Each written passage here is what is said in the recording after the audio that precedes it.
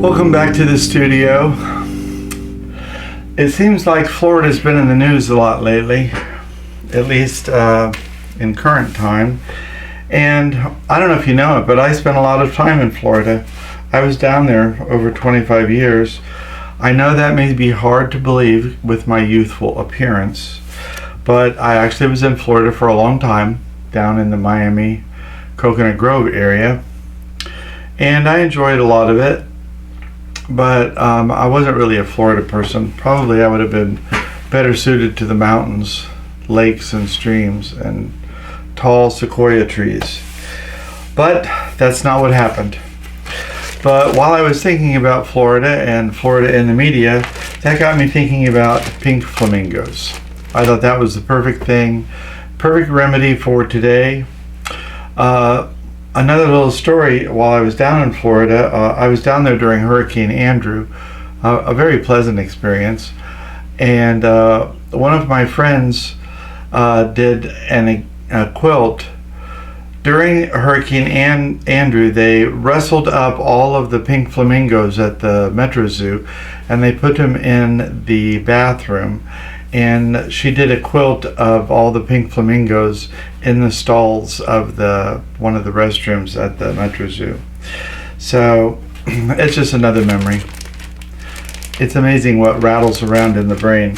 So I'm going to be doing this Warmest Wishes in the dots. It is a pink flamingo. It has a little Christmas hat on it, so it is a Christmas quilt. That goes along with my theme of trying to do 2 Christmas quilts per month. So far, we're almost in the 5th month, and this will be my 2nd Christmas quilt of the year. And also, I've jumped the gun, and I have already done the inner border and outer border for the quilt. So once I get this fused, I can go ahead and get it on the frame. My plan is to go ahead and do the fusing today and then get it loaded and get it quilted tomorrow. I'm going to see how well that goes. So it should go pretty quickly. But I did the fusing. The background fabric is another one of the dots. I said earlier that I went to my local quilt shop with several of the kits, and Riley Blake had a whole bunch of different dot fabrics, different colored dots, and a lot of them went really well with the kits. So I bought a lot of different colorways, and I basically just bought 1 yard of each one because 1 yard was more than enough for each of the kits, and if I had leftovers I could use them all together for something later. So that's what I did. And also I always take advantage of sales when I see them online. When one of the online retailers has a sale like $4.99, $5.99 on really good basic fabric, I'll go ahead and get a couple yards of each because they always come in really handy. So I found this same stripe, or not a stripe, it's a CurlyQ, in 2 colors that I had gotten. So I just put these 2 together. The inner border was 1.5 inches cut, and the outer border is 4 inches cut. So that finished at 1 inch. This will finish at 3 inches once we get the seam allowance for the inside and the outside. I can always trim this down if it's a little bit too much. You can't really tell here at this point, but there are some mint green dots and then some double red dots on the background. But you'll be able to see that when I pull you in closer. I already have my paper pattern ironed. There's a full-size pattern inside the kit, and that's for placement, but also you could always keep those and use it again later if you wanted to do your own rendition in your own fabric. You could use it for a needle turn technique, or if you wanted to use it and cut out your own for raw edge with your own fabric. So I'm going to move some of my indoor garden out of the way. I'm getting a little bit carried away, but again, like I said, I lived in Florida for a long time, and my orchid obsession was one of the things that I brought back with me. So I'm going to pull you in a little bit closer, and we'll get started on the Warmest Wishes, which is perfect today because it's a very warm, humid day here in the studio. When you open up the package, you always get a full color sheet that has the placement of all the pieces on it. I always like to keep that handy because a lot of the pieces are small and you may not have a question about which one goes where, so I like to keep that handy. Another thing that I will say is that sometimes they'll fold a piece like this when they put it in the package so that it will fit. So when I open it up, I always just lay it flat and I'll just give that a quick press. And I'm going to let that cool after I press it to get that crease out, just so that fold doesn't translate into the positioning. So I have my light box on, and I have my completed top on my paper patterns underneath, and you can see the image of the pattern underneath. If you don't have a light box, another thing you could do is use a glass top table with a lamp under it. Some people use a window or a sliding glass door. On a sunny day, they'll tape the pattern up to it and then tape their fabric on top of the pattern and use that. Sometimes if your fabric's really light, you don't even need any kind of a light source. But because there's so few elements at the bottom of this pattern, I'm going to start at the bottom, and I'm just going to make sure it's pretty well lined up. That way I can scoot the whole thing down because the pattern is bigger than the light box itself. Once I get these in place, they will stick to the fabric, so I don't have to have them fused in order to move the fabric, even if it's hanging over the edge of the my work surface here. I will press it down a little bit. Now all of these pieces are laser cut. They're pre-fused with Steam-A-Seam 2. And in my climate, if I just bend the fabric on the edge a little bit, then the paper backing comes off. So that is basically the first part of the process, the peel.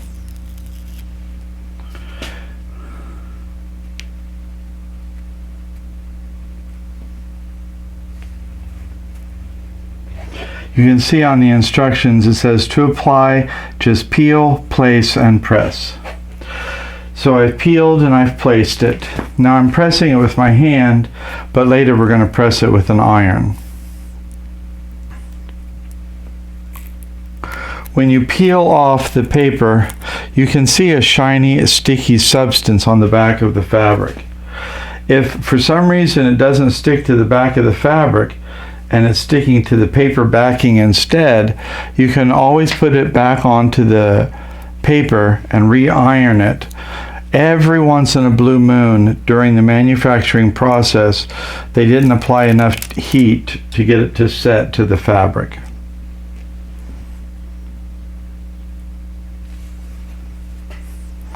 I've never been up to the factory in Zoar, Ohio.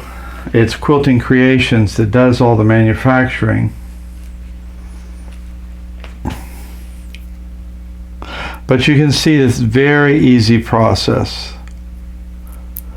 If for some reason you can't catch the edge of that, then you can score the back of the paper near the middle of any of the pieces with a sharp object like a safety pin, a seam ripper, and it will tear or perforate the paper, and then it gives you something to hold on to. Now I'm pulling the pattern and the top down at the same time. Also, I don't know if you can see this, but I'm collecting all of my little paper backings on my paper instructions so that I can get rid of all of those at the same time. If they fall on the floor, they kind of have some residual stick to them, and they will stick to the floor, and sometimes it makes it a little hard to pick them up. If you see on the pattern where the line goes from a solid line to a dotted line, The dotted line indicates that that goes behind one of the other elements. In this case, this part of the leg goes underneath this part of the leg.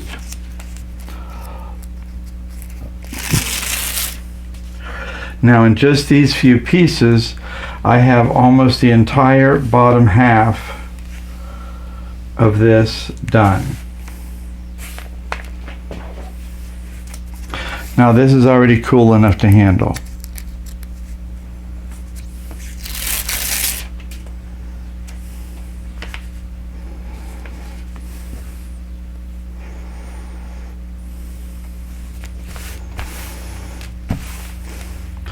So now I can go ahead and carefully pull this down some more until we have the rest of the pattern exposed on the board. Now I'm going to scoot around to the other side where unfortunately you'll be able to see me. And I'll get my stuff organized again. I like to keep these bags in case I ever need them. I never need them, but I keep them anyway. But I like to keep them out of the way because if not, it will inevitably end up underneath the iron. So my next step is always to try and organize my pieces by like shapes. So I'll put all my letters together.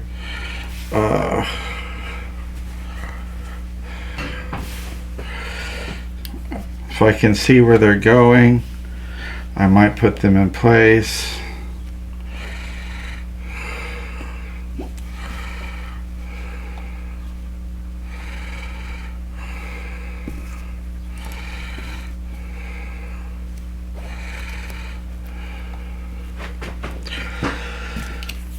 And if I can't see where they're going, I will just move them to the side. I bet this says packed by Vicky. Yep, Vicky packs everything, I think.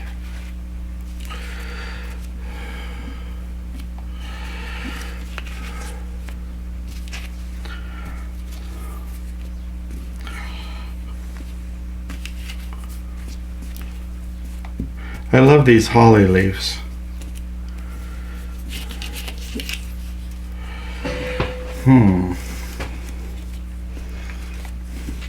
Sometimes you really have to look at the pattern to know what a shape is for. That's why I like the color placement guide.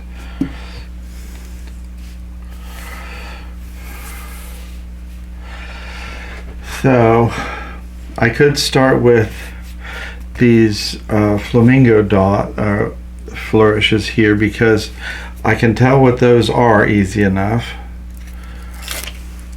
One of the clues for me is sort of like putting a puzzle together. It's like doing the edges. If I do the pieces that I know, sooner or later you run out of both places to put things and things to put down. So it makes it easier to know what you're putting down.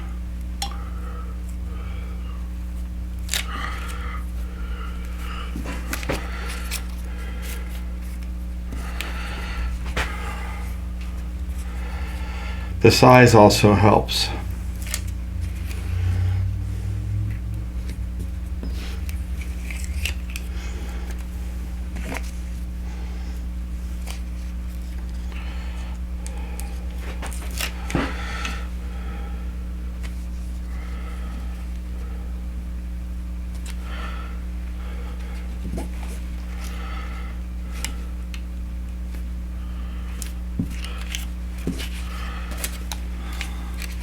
I'm going to show you.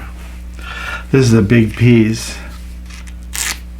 If you just score the paper like that, then it gives you a place to bend over and tear that paper from. I almost never need to do that, but it is an option if you're in a climate where the paper is really sticky.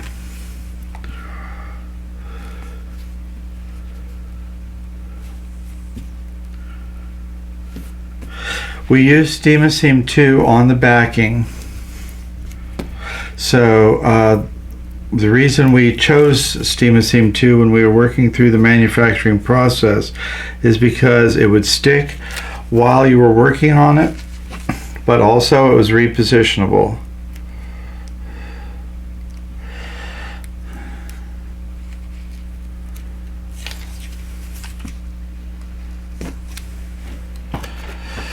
Now we know this. Oop, I turned my box off.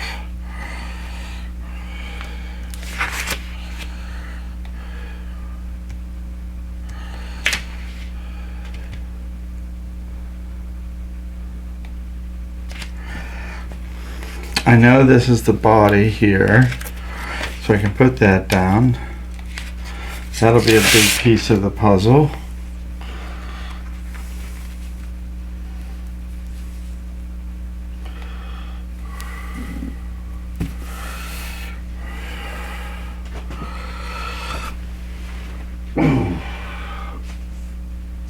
If I don't pick something up when I see it fall, I'll forget. I don't have dementia, but I do have damnesia sometimes.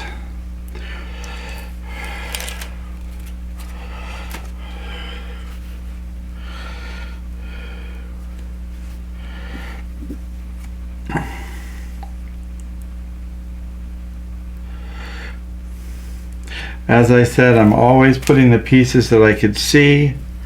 It may not be time to do the alphabet, the Warmest wishes yet, but I know where they go, so I'm putting them.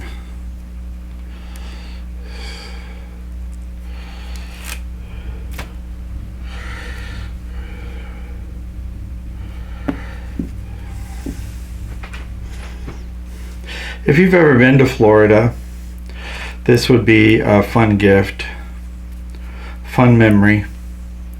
If you have family in Florida, they might enjoy this.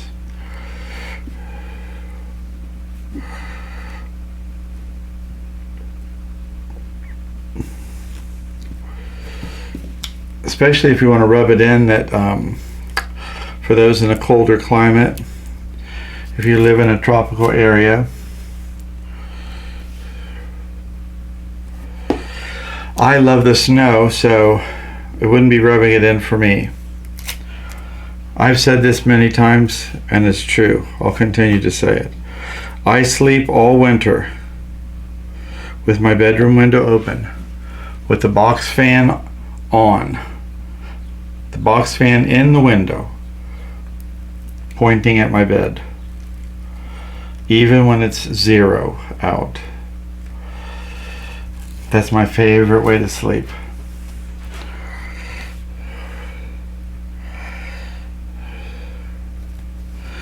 During the summer, I find it miserable. Okay, let's see. We have dots that are going to be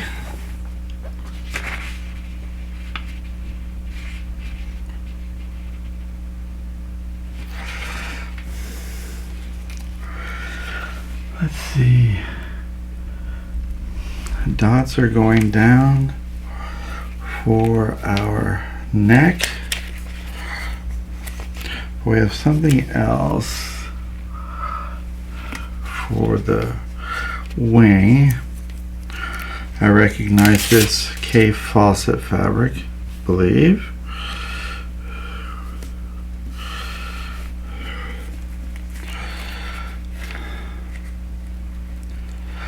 You just keep focusing, keep focusing, keep focusing, one fabric at a time. It seems like a lot.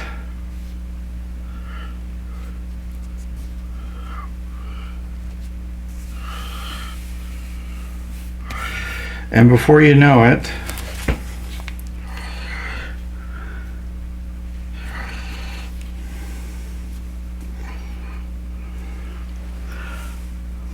let's see.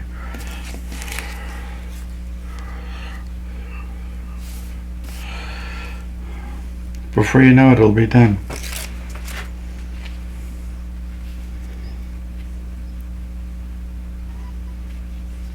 There is a lot of under over on this one.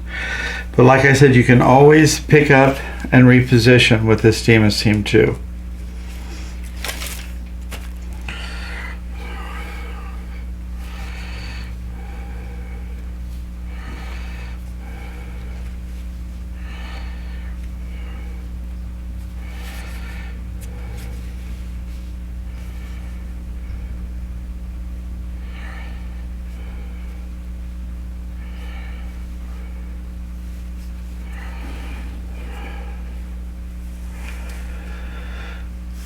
I want to get a good look at this black piece.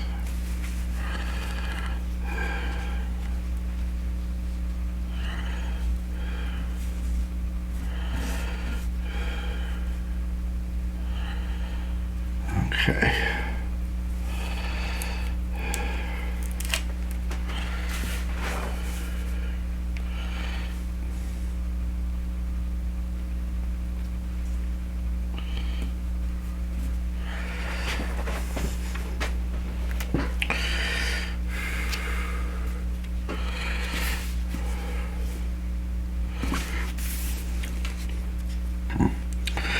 Some of these shapes also I recognize. They may be different sizes in some of the other kits, but I recognize the funny shape of it.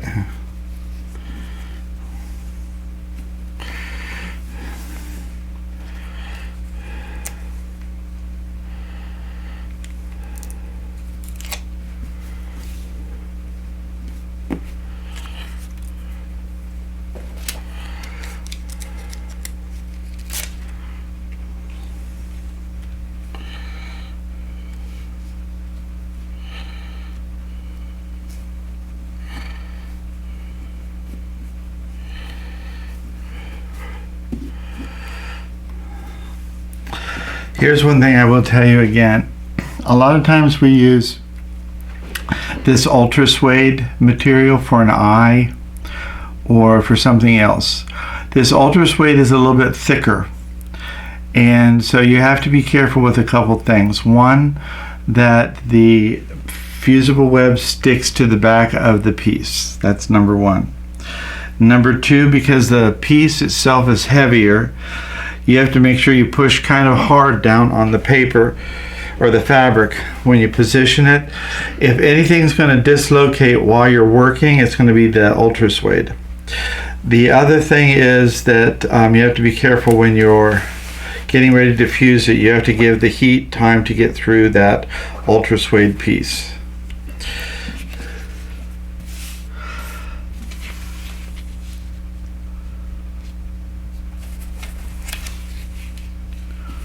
Let's see if I can tell which goes underneath. Looks like the circles goes underneath, and that's what it says on the pattern.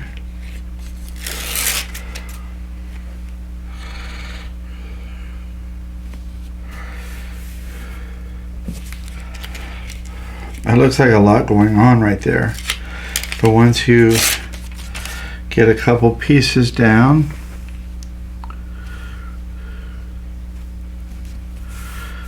then again we're going to look at which piece goes where. The green goes to the top. We have these leaves in a couple different directions, so some of them curve left and some of them curve right. So you have to pay attention to which way those go down.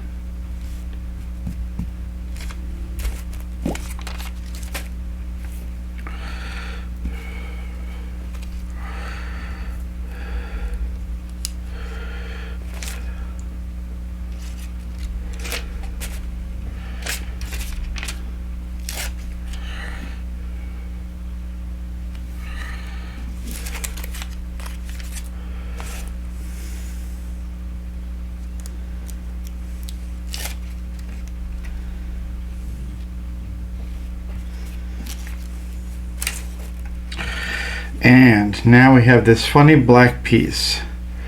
Can anyone see where, oh, I know where it goes. right there. Ta-da!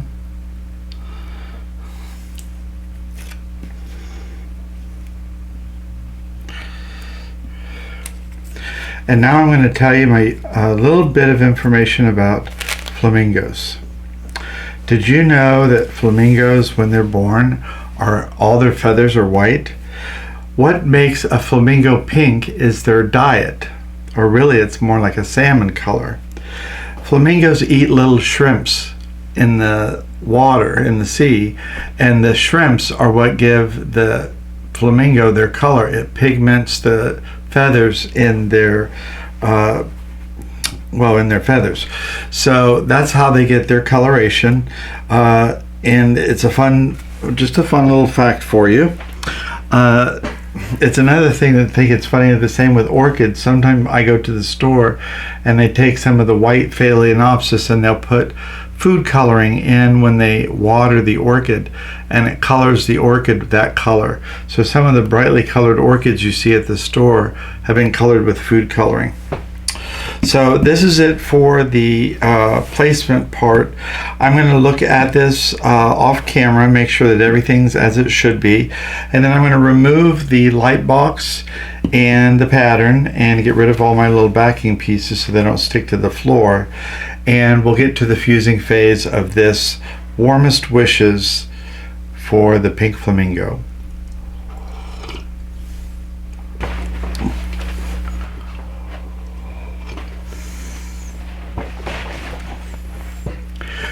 Well, this is a pretty big one, so I'm going to have to certainly do this in phases. I'm going to make sure everything's flat, and I don't keep water in my iron because irons always leak at some point. Not always the iron's fault, sometimes it's mine.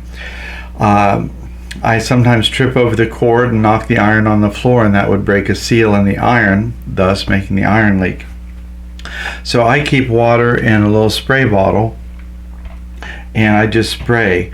Steam and Steam 2 does require a moisture component. It has to have steam to activate the fusible web. If you don't use steam in a spray bottle or in the iron, the fusible web is not going to activate properly and you're not going to have a permanent product. You will have gumming in the needle later. So you have to follow instructions. Steam, a seam, part of the name, as it indicates, requires moisture to activate the fusible web. So I'm going to do the legs down.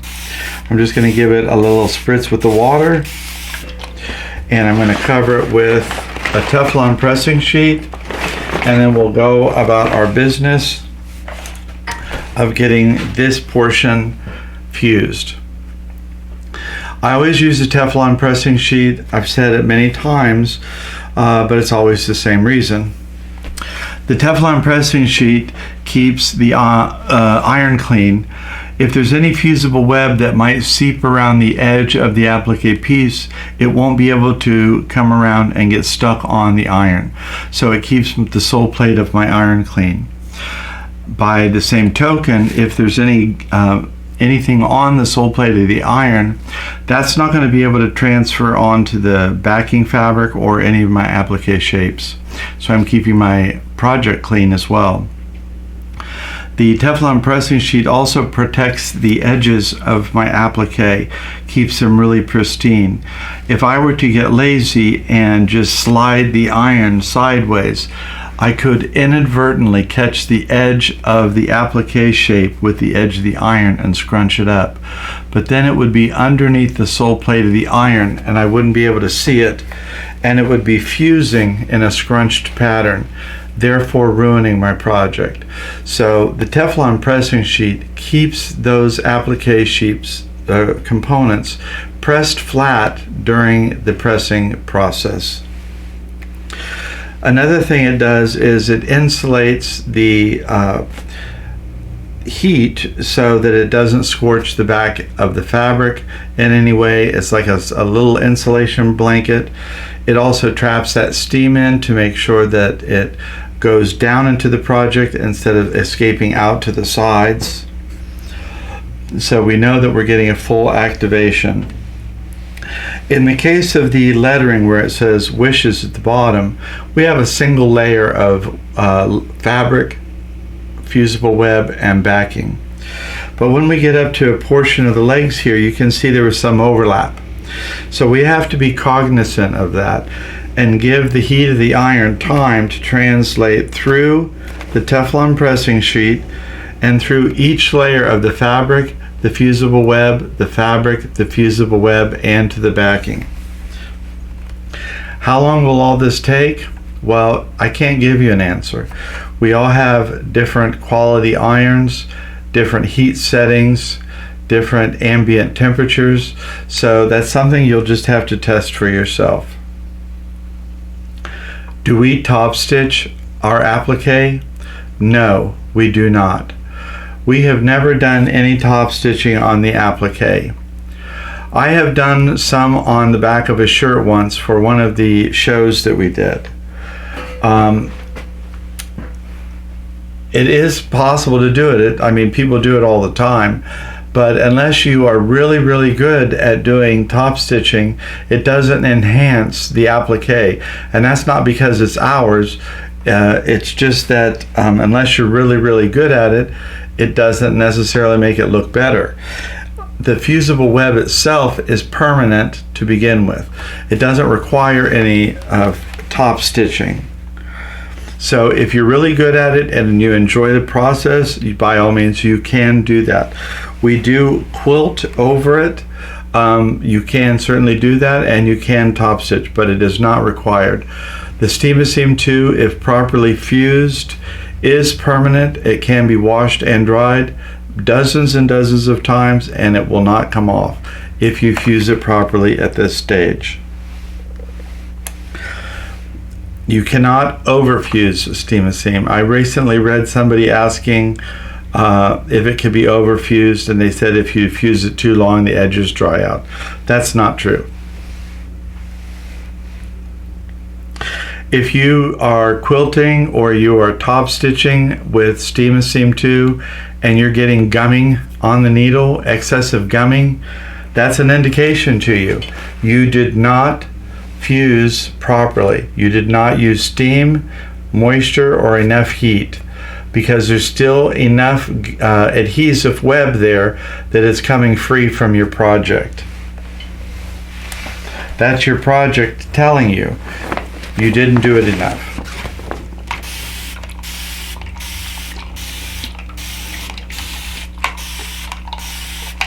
It's like your fusible web is like a little kid that'll always tell the truth.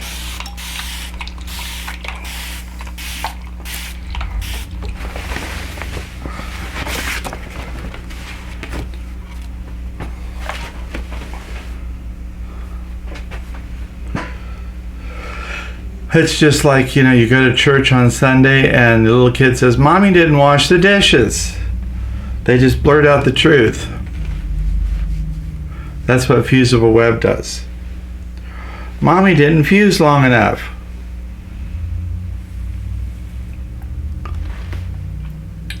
Let me see if I went over all my points. Can't overfuse Steam Seam 2. Have to use moisture. Don't have to top stitch. You have to give the heat time to go through all the different layers, especially when you're going through multiple layers. And I will say this again because it's very important. Once I'm done fusing this from the top down, I'm going to flip this whole top over and I'm going to fuse it again from the back side, because it's critical that I get all of the layers of these pieces. All of these compound layers have to be fused from piece to piece and from piece to backing.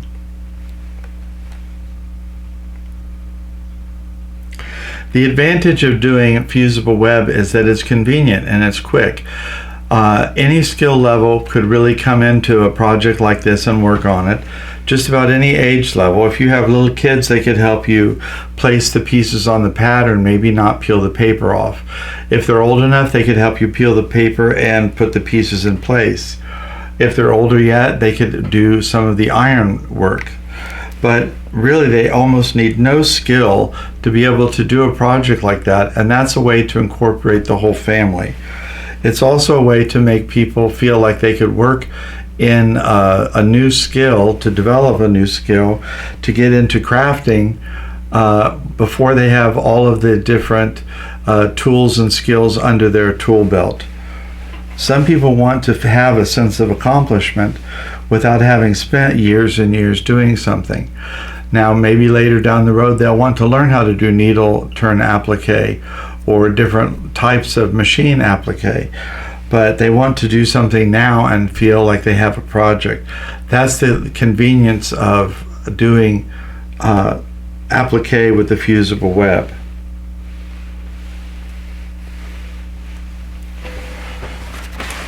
Sometimes when I'm talking, I can't remember exactly where all I've fused long enough, but I'm going to remove now my Teflon pressing sheet, and I'm going to flip over the entire project.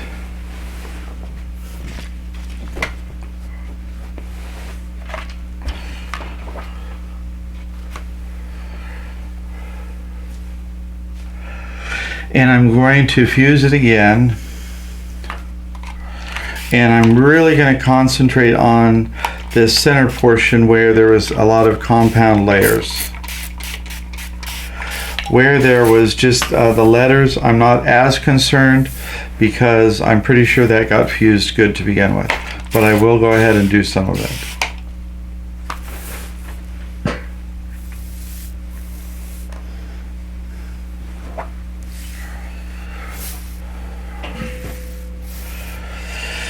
And again, it is my goal to get this on the quilting machine tomorrow. I'd love to be able to have this quilted.